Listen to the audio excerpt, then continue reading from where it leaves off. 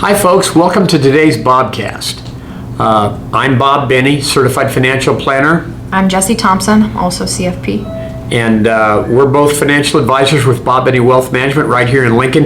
Today's Bobcast is in our series of biblical financial principles, and it's titled A Word to the Rich.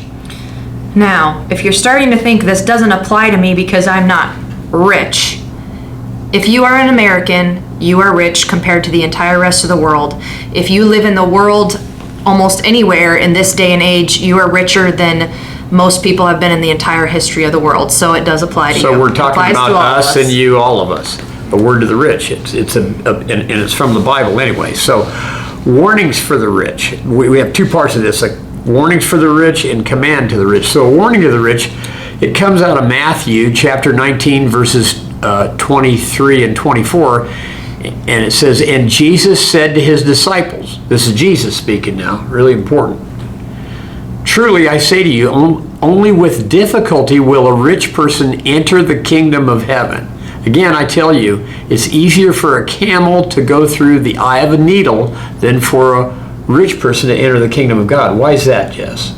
So it's not because being rich is a sin in itself, but it's because the worldly comfort that wealth brings allows us to afford the luxury to continually try to find life in things other than Jesus.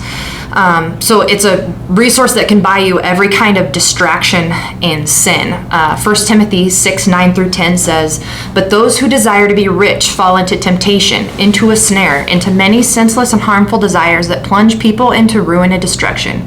For the love of money is a root of all kinds of evils. Remember, this isn't for money itself is evil, for the love of money. The love of money rather is than a loving root Jesus. of all kinds of evil. Rather than loving Jesus or loving people, loving money.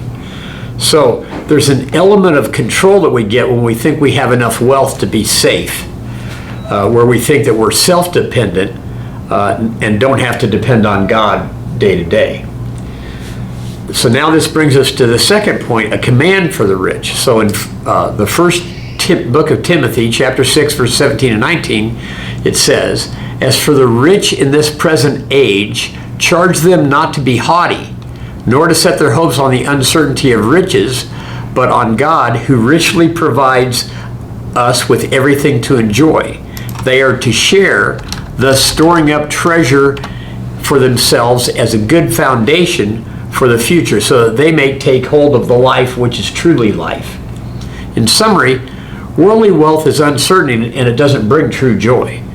If you have it, worldly wealth, you're meant to grow God's kingdom with it.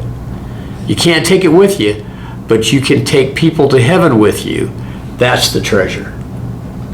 That's storing up treasures in heaven. So we hope that you guys will help us kind of reach more people by liking and subscribing to our channel, and that you stay tuned. We have these Bobcasts every single week, and we have a biblical financial principle one once a month. So we hope you guys have a great week. Thanks for tuning in. Thank you.